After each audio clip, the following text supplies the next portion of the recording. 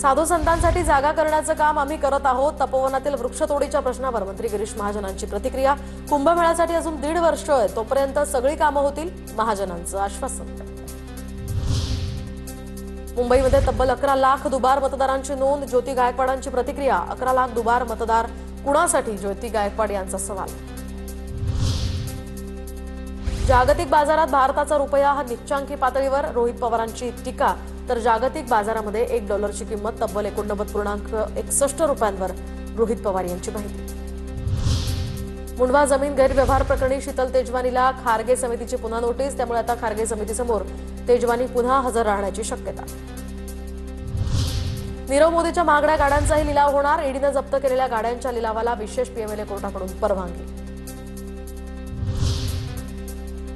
लग्न सोहळ्यापूर्वीच स्मृती मंधानाच्या वडिलांची प्रकृती बिघडली। सांगलीतल्या खासगी रुग्णालयामध्ये श्रीनिवास मंधाना यांच्यावर उपचार सुरू। स्मृती आणि पलाश मुच्छलचा लग्न सोहळा यामुळे पुढे ढकलण्यात आला। भारताच्या महिला दृष्टिहीन क्रिकेट संघानं जिंकला महिला T20 विश्वचषक। श्रीलंकेच्या कोलंबोमध्ये झालेल्या अंतिम सामन्यात 7 विकेट्स राखून नेपाळ संघाला नमवलं।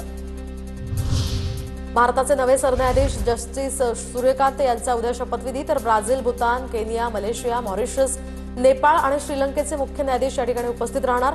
सरन्यायाधीश न्यायमूर्ती गवईंचा आज कार्यकाळ संपला। दिल्लीतील लाल किल्ला मेट्रो स्टेशन ब्लास्ट प्रकरणी राज्य तपास संस्थेकडून बटामालू या ठिकाणी एकाला अटक। तौफैल भट हा एसी तंत्रज्ञ म्हणून काम करत होता।